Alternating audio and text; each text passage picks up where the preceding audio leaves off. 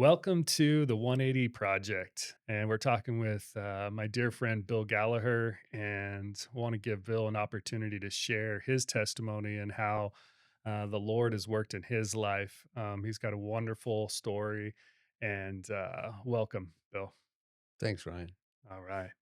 So again, dynamic of this podcast is to ask questions to facilitate people's testimony, and Bill's given his testimony many times, and so he's going to make my job easy today. But we're going to get kicked off. So first, it's important for I think the listeners to understand people's backstory, where they come from, what their childhood looked like. Did that influence their faith? So let's start there and tell me a little bit about your childhood. Well, I was raised in a very conservative but mostly secular family. We went to church because that was the thing to do. It was a social thing. For my father was in business, and it was good business connections for him. Mm, Uh, we talked about Jesus when we said grace, but that was the only time I heard about Jesus in my family. mm. However, my aunt and uncle used to tell me that, man, you got to believe in Jesus. And I said, well, how can I believe in something how do I know he's even real? Mhm. And they said, well, Jesus is real because the Bible tells us he is. And I said, okay, how do I know the Bible is real? And they said, well, we know the Bible is real because Jesus tells us it is. So that didn't work for me. Yeah. So I got to the point where I thought, okay, Jesus probably existed, probably was a teacher, maybe even a prophet, but the Son of God, baloney, what I thought at the time, just didn't work for me. So I went through, my dad was highly educated. He graduated from UC Berkeley as a civil engineer. My mom graduated from UCLA as a teacher. My sister went to UC Irvine, and I was the black sheep, if you I will. was gonna say, what happened to you, Bill? Yeah, we. I went to a state college. I went to Cal State, Long Beach. Anyway, so after I graduated from college, I joined the Air Force because it was 1967 and the draft was going big time, and I was about to get drafted. So I joined the Air Force. Now, up until this point, my whole foundation of belief was in the United States government Interesting. because, we were the guys in the white hats. We always had been. We'd never lost a war. We'd always jumped in when people throughout the world needed help. And so that was us, and that was me. And after graduated from college and going in the Air Force, I flew backseat of F-101s for 3.5 years, and then I got sent to Vietnam. Mm.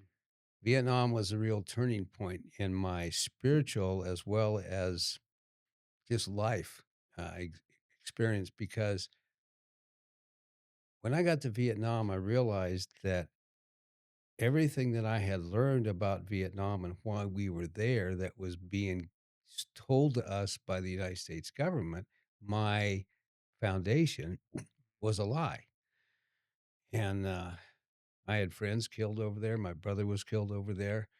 And all of a sudden, my foundation just crumbled because I thought, if I can't believe in the US government, what can I believe Right. in? And so after I came back from Vietnam, I just dropped out. And I had a wife and two small children that I left.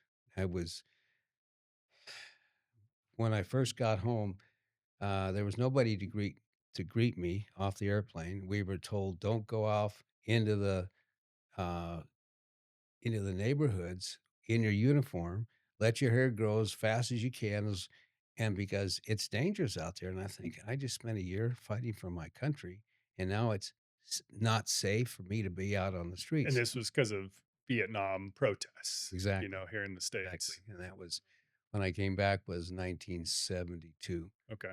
And they asked you not even to bring your family to greet you home, or was that just kind of No, I don't know if they asked, but nobody showed up. okay? Uh, and then I was taken. I landed at Travis Air Force Base in San Bernardino, and then was able after a while, after waiting until the crowds, whatever, in the evening, then I Yeah. was able to go home. Gotcha. So I left my wife and 2 kids, and because nothing made sense to me anymore. I couldn't believe in the foundation that I had, which was the government, and I had nothing else. I had no God, I had no Jesus at that point. So I dropped out, got married again, got divorced again, and at at one point, after I met Nancy, my current wife, love of my life, Mhm. um, we had some friends. I lived in Strawberry over on Highway 50, Yeah.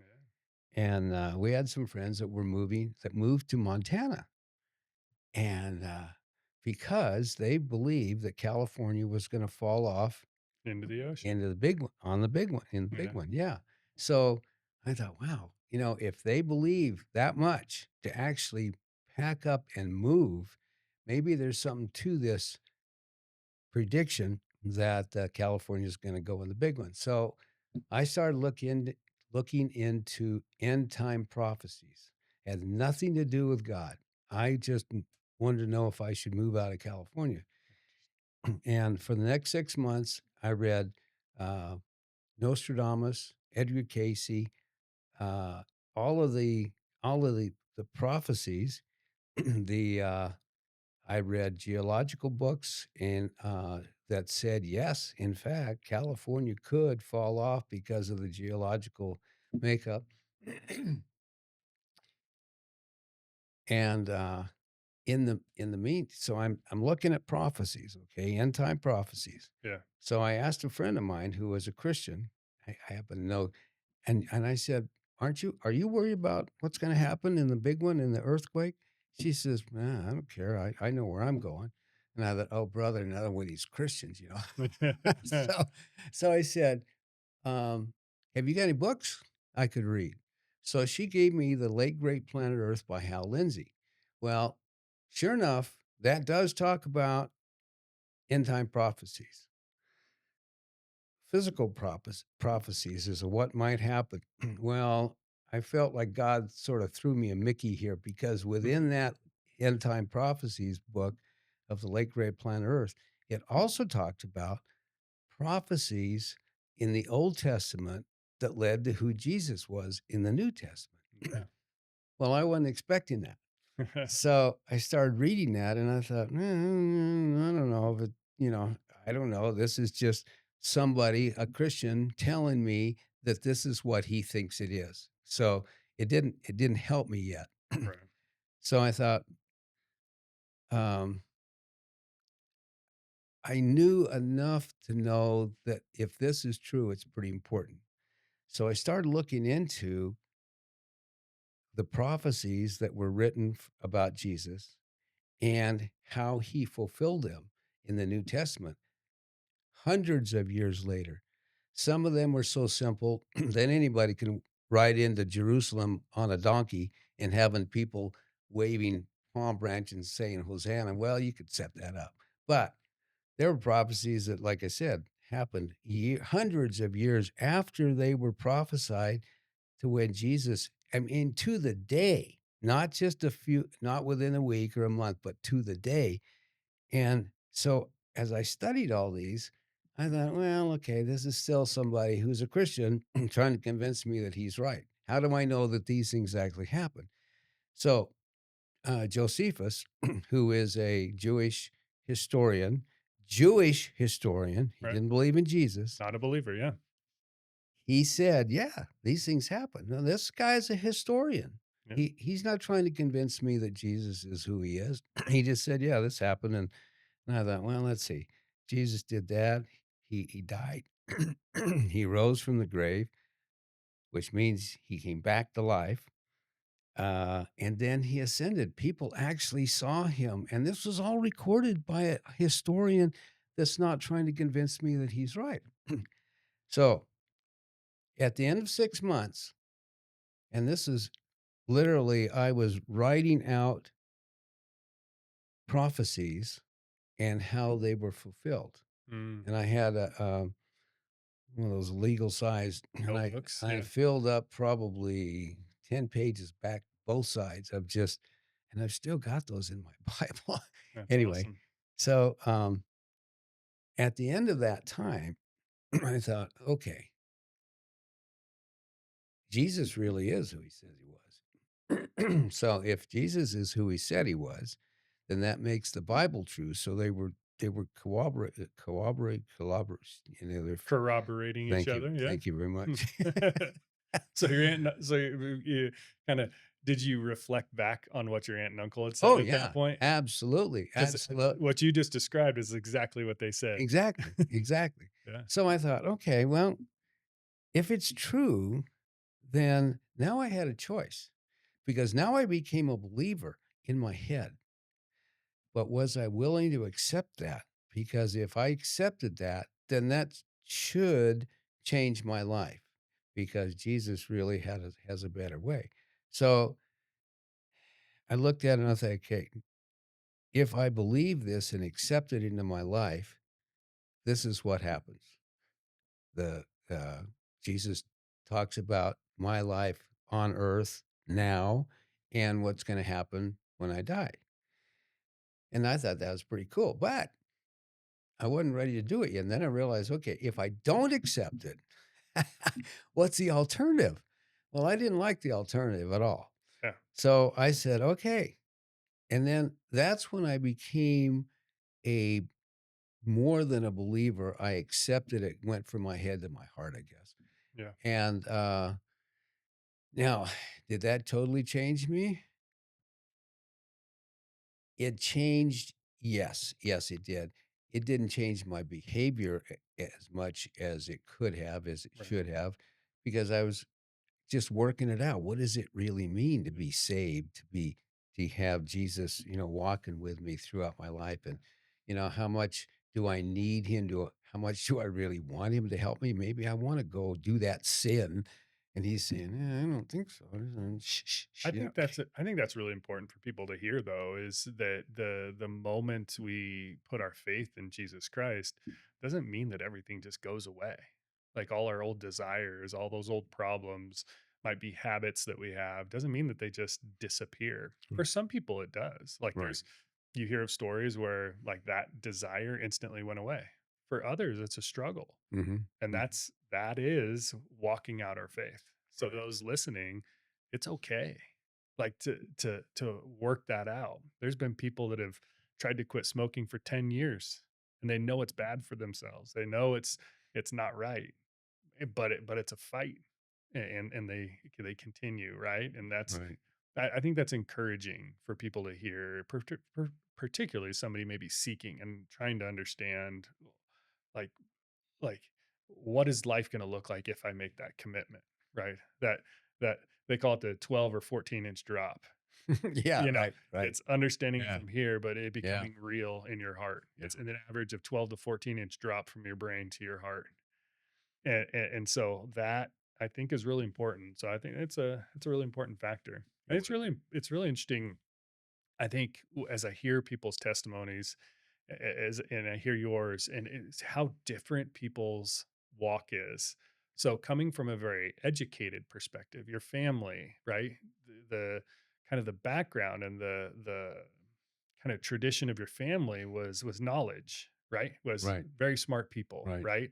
And you kind of applied that to questioning Christianity, Well, and I think right? it came from my dad as a civil engineer. He didn't believe it unless he could taste it, touch it, feel it, kind of be very, very tactile guy. And I think I got that from him. And so when people say, "Yeah, I got to believe in Jesus," well, okay, how? Yeah, How? who's that guy? Yeah, and even somebody who had been walking with Jesus, they said, "You gotta believe in Jesus." I thought, "Uh, I'd like to, but Yeah, unless I know for sure," because and I think that has a lot to do with when I hear people talk about their faith. They say, "Well, my faith just got low." Well, what is faith? To me, faith means believe. You either believe or you don't. You either have faith or you don't. You're standing there or you're not sitting there. And so when, I lost what I was taught, what my, faith. Oh, okay, faith. Okay. Faith and belief to me are the same. So if somebody says I'm really low in my faith, I said, well, are you not believing in Jesus anymore? And so when I ask people like that, well, no, I still believe in Jesus. Well, then what does that mean that you've lost your faith? Yeah, I think that means maybe I don't want to follow him like right. I don't know. I think people could look at maybe the term faithfulness, right? Am I being faithful to the things that God has called us to? Mhm. I can drift. I can not do the things that I was doing yesterday that were following the right ways of God, and I can go through times of struggle. I can go through valleys, right? And I think that's maybe what those people Mhm. are Mhm. describing. Yeah. I agree with you. I don't think we can. Even faith is a gift from God. It says. So I don't think we can lose it Right. Right. once we truly Yeah. have it. So awesome. So you realize it's real, and you're walking through that. And at this point, you and Nancy are together. We are together, but we're not both Christians yet. Okay. Nancy didn't accept Jesus for another year. Oh And wow. I got saved in 1980 and we got married in 1980. I'm not sure which came first. I don't remember. Okay. But Nancy had seen me through a lot of different faiths, faith searches, if you will. Okay. Because after Vietnam, I didn't know what was right and what Yeah. was wrong. I believed I was part Indian, American Indian, and my brother and I went through an Indian Sundance ceremony, which is a worship of the sun. And because I thought, okay, I'm going to search out my Indian roots and see if I want to follow there. Hmm. Uh, Turned out I don't. I didn't want to after the Sundance ceremony. I wasn't. That wasn't where I was. Felt like I should go. Yeah. Um, I checked out, some of the Eastern religions just briefly, and so Nancy had seen me through all of these, and none of them stuck before, and she definitely wasn't a Christian at the time. Yeah. So, a year into our marriage, we went to a thing at, Mount Hermon, or I think it was Mount Hermon, Hmm. and, the, it was 1,000 people, and Nancy, one of the evenings, like a Friday night before the big meeting on Saturday morning, she accepted Christ. She was outside in a little kiosk and crying, and a lady stopped and led her to the Lord. So the next morning, we had told Ron Ritchie, who is now dead, but we had developed a relationship with him. We told him, that Nancy had accepted Christ. So Friday night. So that morning, in front of 1,000 people, he says, "Hey, we have a new Christian." Oh geez. So Nancy, he got her up, Oh wow. and she told everybody. And the Bible tells us if we confess with our mouth, well, she sure did in front of, and she's not a public speaker. And Yeah. so she was just not public speaking. She was just mostly crying about Yeah. she. So, and then, that was in 1980, and so it's been 40 years that we've been Christians together, and, um, we were, after we let's see, once we became Christians and we were praying, one time, God said, uh, I said, "What do you want me to do with this?"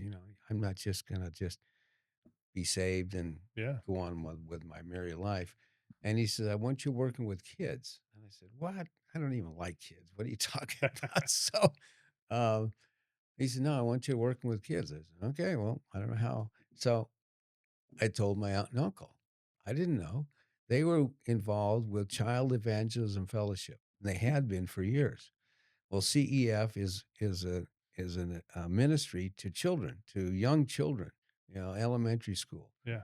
And they said, "Well, we're with CEF." And I said, "Well, okay, what does that mean? Well, there's a CEF, a leadership training institute in Warrington, Missouri."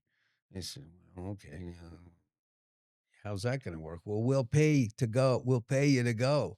So it just worked out, God, and then, um, we were living in Strawberry at the time. We went to CEF Institute. We were praying for what okay, now where do you want us to go? Yeah. Because the CEF Institute can send you all over the United States. And, my 2 kids that I had left, remember them?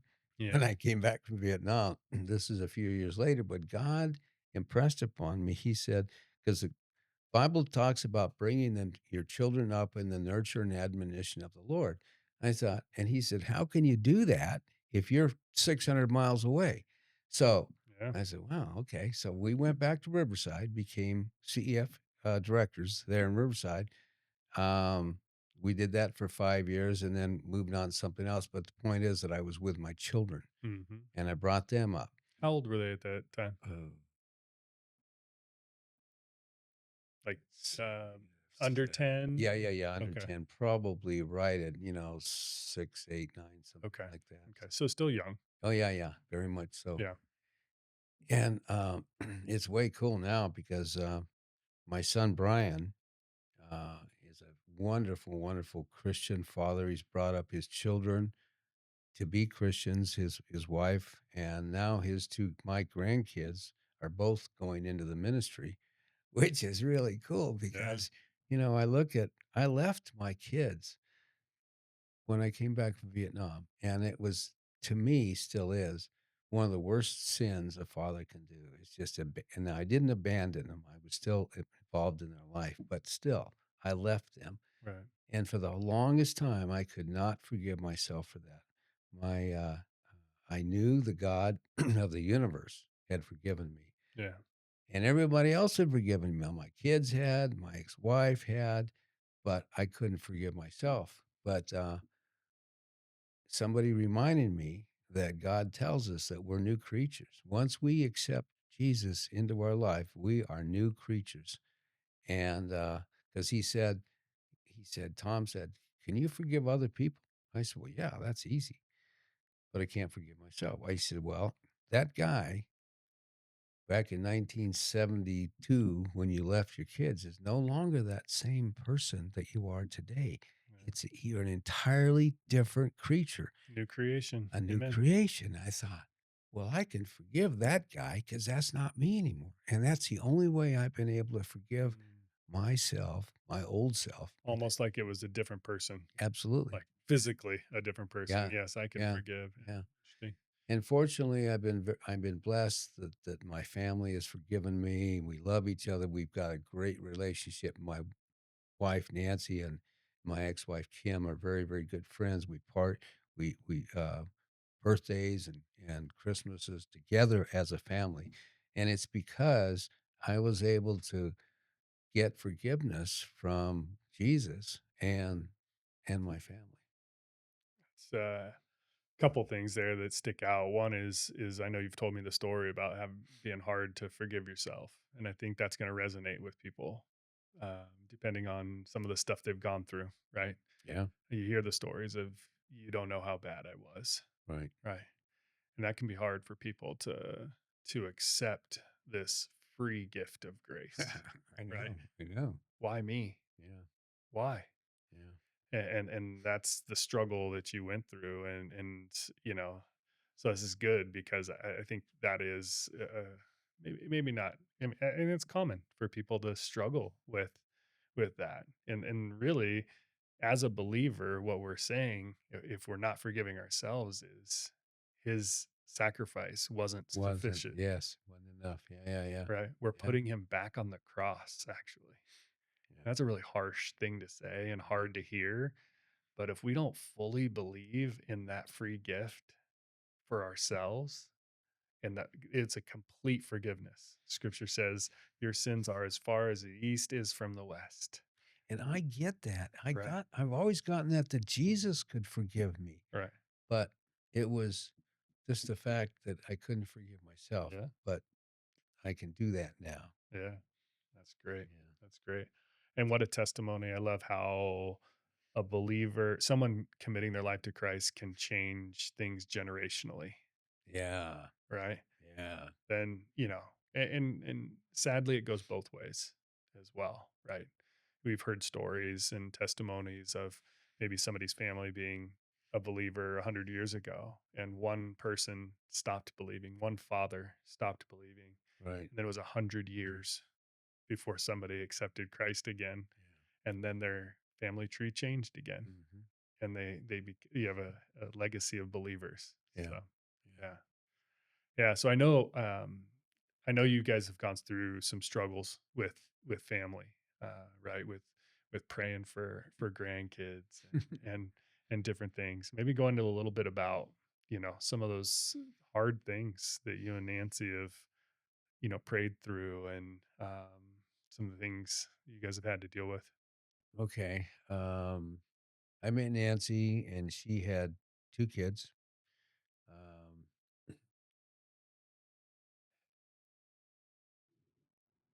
not sure how much I wanna get into this. Only as much as you want, brother.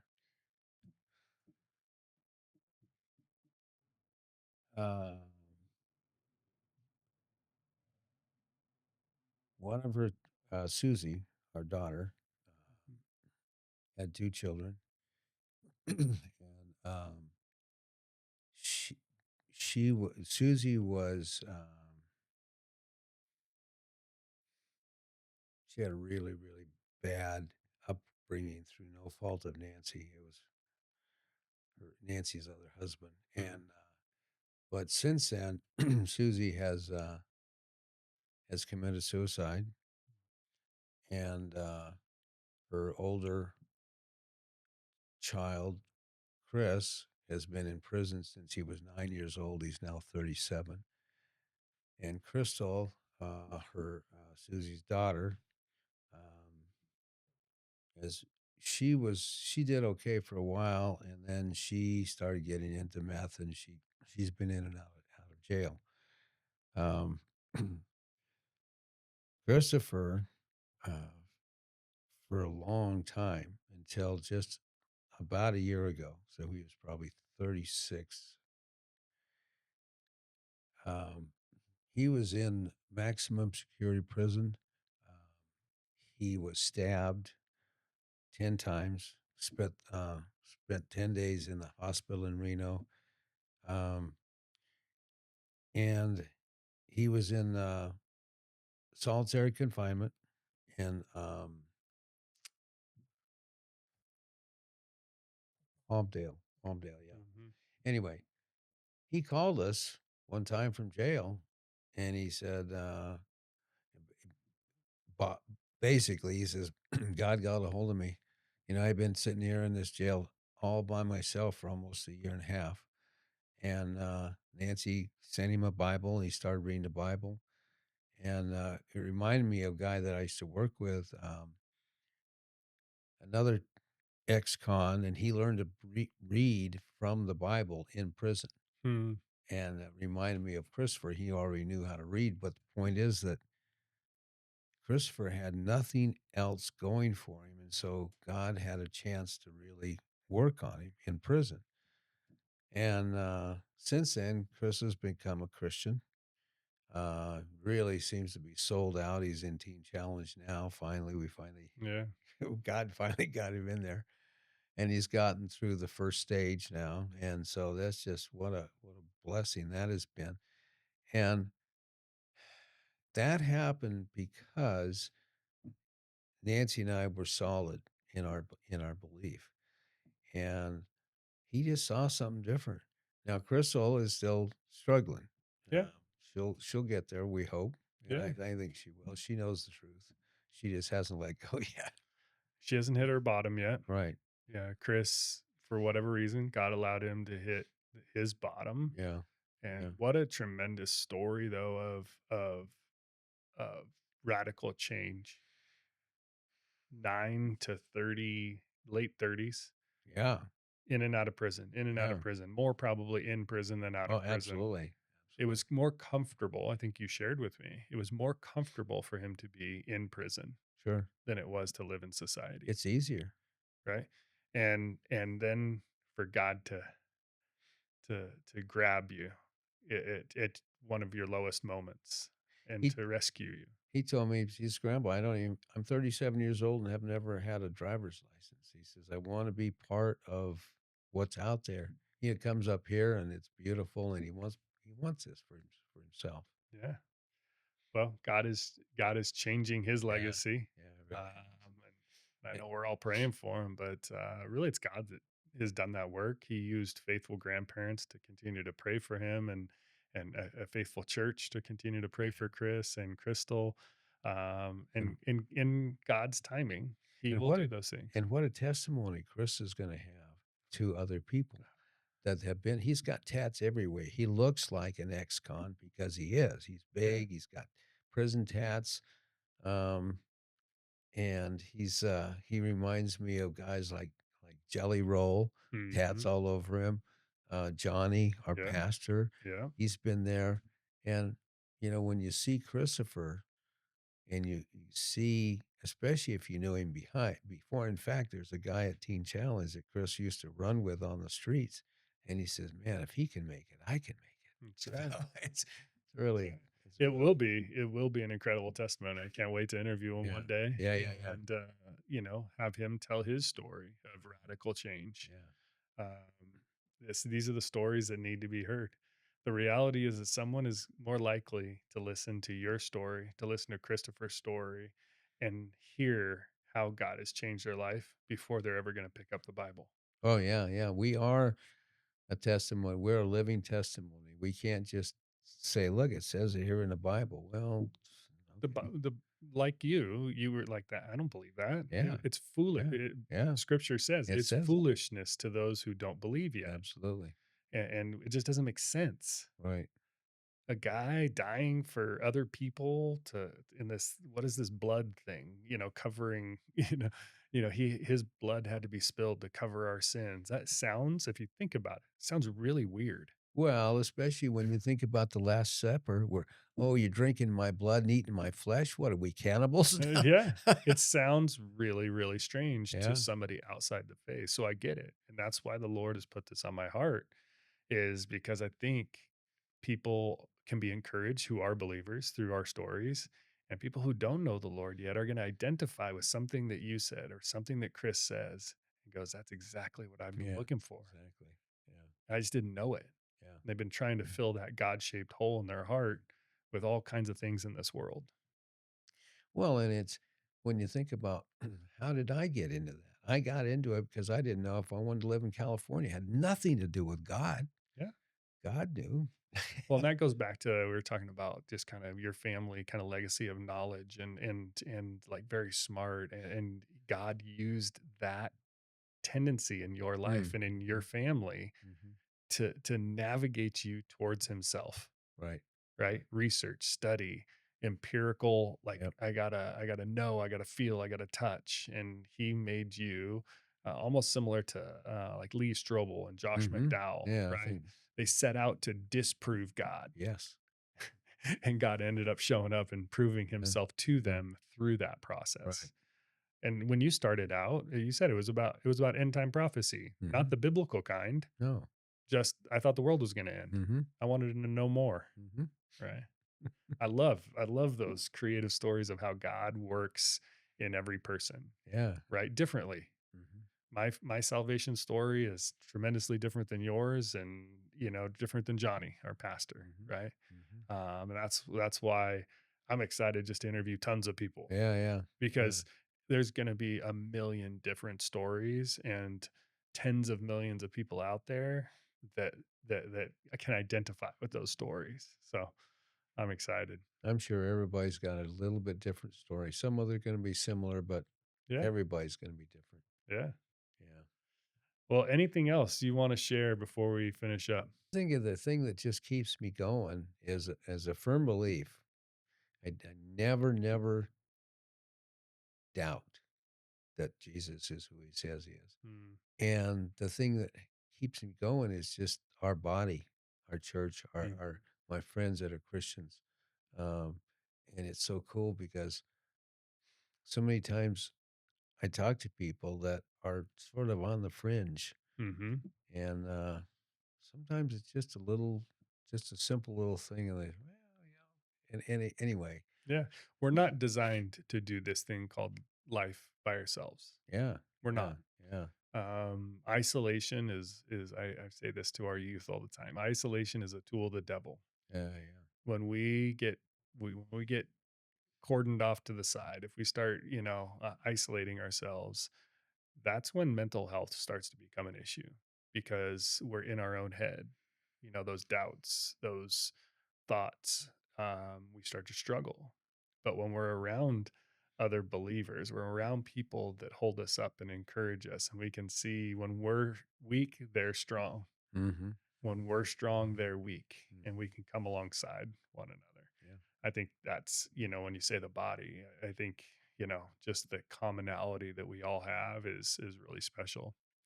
So if someone's listening, and what would you say to someone who's seeking right now? If someone's listening to this and they identify, with your story, what would you share with somebody who maybe is seeking, what is this spiritual thing?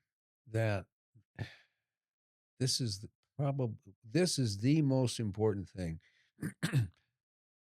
that you could figure out. I mean, some people spend more time trying to figure out what they're gonna have for breakfast than whether or not Jesus is real or not, Yeah. and it's important because if you okay, let's say I get it wrong. Supposing there's no Jesus, there's no God, okay, but my life has been great. I have this belief when I die, I'm going to be happy. But if you're wrong and there really is a Jesus, then you're screwed, man. Yeah. Yeah. Eternity separated from him in hell or eternity with him in heaven. Yeah, Those yeah, are the yeah, consequences or the yeah. rewards. At least spend some time to look into it because you owe that to yourself, your family, the people around you, man. It's just so important. Now, if you spend some time looking into it and you say, "No, I don't really believe it." Okay, at least you've given it a shot.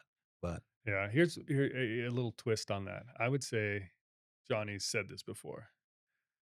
Give it 30 days of consistent seeking mm, after mhm, God mhm, and asking God if he is real. mhm. 30 consistent days and God will show up for you. Yeah, yeah, absolutely. God will show you he is real through Right, those 30 days if you right, give him that honest, try.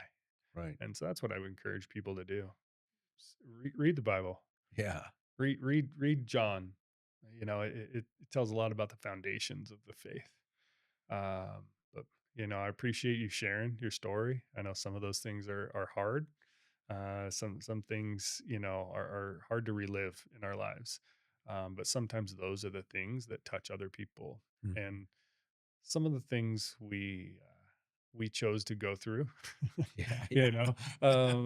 know, God Yes, didn't want us to go through them, right. but now He uses Yeah, those things that we chose to do that may not have been in His will, but He uses those for the good in other people's lives. Right? People might be tremendously encouraged to hear that. Yeah, I had tragedy. That tragedy led to other struggles, right? In kids, but faithful prayers produced victory, absolutely. Yeah, right? yeah, And so, like, there's people out there who have a crystal in their life, who have a Chris in their life, and are looking for that hope that things can turn around. right. 'Cause if you look at Chris 12 months ago and prior, it didn't look good, No, right? Victory was not what we would think. right. But today, Yeah, I it's a know. different story. That's huge, yeah. So that's a tremendous can be a tremendous encouragement to people. So thank you for sharing your story today. I Yeah, really appreciate it. enjoy it. Thanks, Bill. Thank you for asking me. Yeah.